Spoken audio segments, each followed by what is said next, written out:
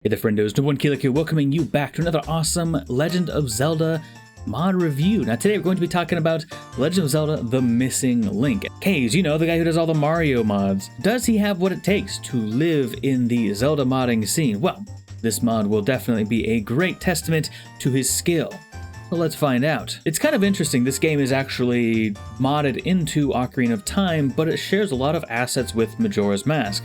Given the two games are fairly similar, I suppose this makes some sense. It's just kind of interesting that you're patching it to an Ocarina of Time ROM, but it feels like a Majora's Mask mod. As I have to say, spoilers, I'm not going to spoil too much, but there are some spoilers here, so if you want to play the game for yourself, check it out and return, and maybe your opinions will be validated. Honestly, this is really deep because the game essentially is supposed to take place between Ocarina of Time and Majora's Mask and sort of be the missing link between the two. The game centers around Link returning from his journey through Hyrule in The Legend of Zelda Ocarina of Time. And we come back to all of the fairies being missing, and there's a mysterious being called the Fairy Collector that has been essentially collecting fairies, as his namesake would suggest. Our only goal here at the very beginning of the game is to visit Sarah. Now Sarah seems to have something for us, and in fact does. We play Sarah's song in Sarah's house. As we'll find out later in the mod, Sarah actually nearly dies trying to save the fairies from this fairy collector and decides to transmute her soul into one of the Kokiri swords, which is interesting, but also it gives Link a stand, so insert your JoJo references here. That was a funny JoJo reference, wasn't it? I didn't put anything in, did I? The game in its entirety is comprised of one main dungeon and a handful of smaller kind of sub-areas slash sub-dungeons. The pacing reminds me quite a bit of Skyward Sword in that you're kind of solving puzzles and stuff most of the game, which isn't necessarily a bad thing. There is plenty to do in the overworld. Trust me, you're not going to get bored. Every nook and cranny seems like it has a piece of heart jammed into it, and you just got to figure out how to find all of them. These sub-areas could include the Cluck Cluck Ranch, where you actually race Epona, and I gotta say, Epona is savage, okay? She will run you straight over. You've got to be careful with Epona. But a fun little mechanic, you get to race Epona. It's interesting, I like it. Monk Town, which is kind of the second most important area where you actually have to lift a re-dead curse by cleansing a shrine of the thieving Gerudo. That was Gerudo, always thieving. Always doing thiefy stuff, huh? Every single time. And of course, the Kokiri Forest, where we all start out. And the main dungeon, the spiciness of this mod, is Hollow Root Keep. Throughout this entire dungeon, you begin talking to these malformed creatures, sort of a hybrid of Skulltrolas and humans, not unlike the ones in Kakariko Village. However, these will actually be your main source of keys and lore in the dungeon, which I think is a huge selling point in this for me. It really hyped up the final boss. Through these sort of abominations, these failed experiments that were actually experimented on themselves, yikes, come to find that this fairy collector is using the power of the fairies to create this kind of powerful being, like a perfect being. However, right now, it's just creating absolute horror shows.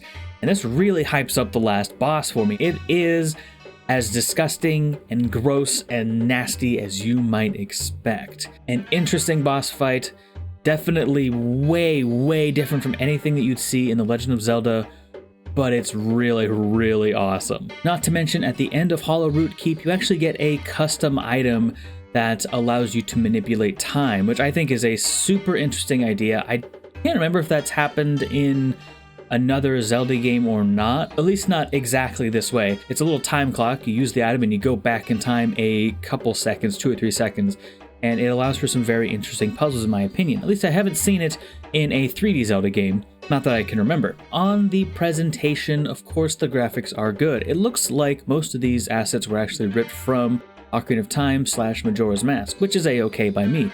And that just goes to show that if there are custom assets in the game, such as Sarah, I believe, is probably a custom asset or model whenever she's talking to you, they look quite good, and you really don't see a difference, in my opinion. Kaze does great work.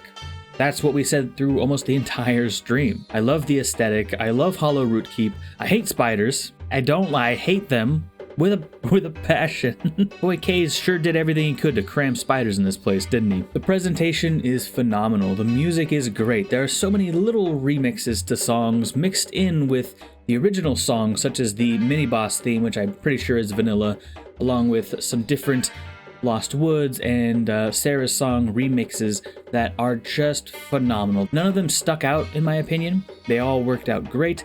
I felt like any of these could have been inside of a Zelda game, and I would not have even batted an eye at it. The characters are fairly familiar.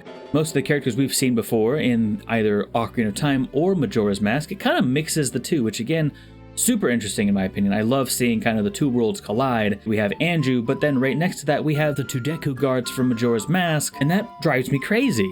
Like, that's super cool. Not to mention the most important character of all, Kojiro. Aside from the many familiar faces, there are a handful of brand new faces as well, such as these robed figures in Monk Town. Also, I know it's not technically a new character, but Redid Shopkeeper?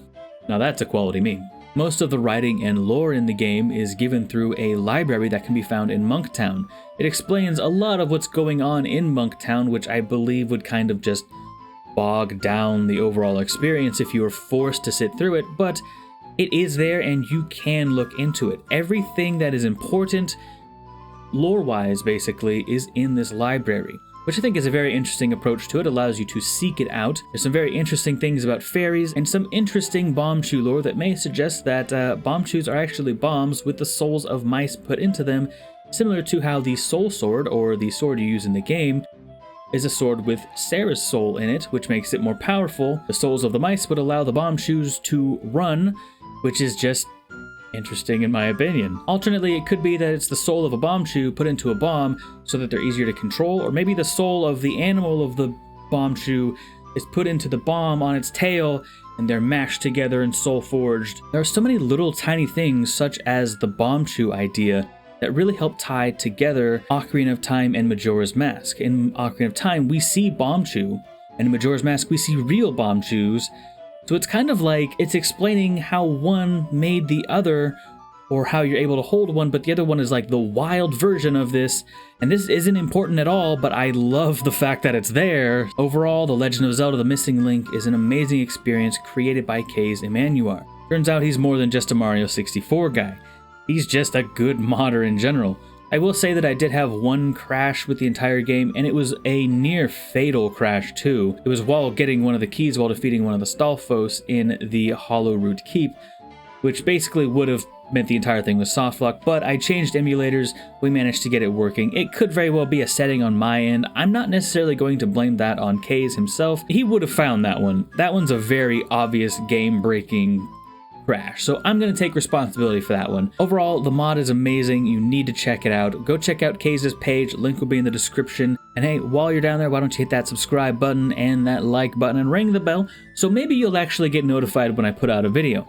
I'm not pointing fingers, YouTube. In all seriousness, thank you so much for watching all the way to the end. It does help me out an awful lot. Thank you so much, my patrons. You're wonderful. You're amazing. And thank you again for supporting me. And thank you for making it all the way to the end of this video. Let me know what you think down below. And I'm Newbornkilik, and I will see you in the next one. I'm out.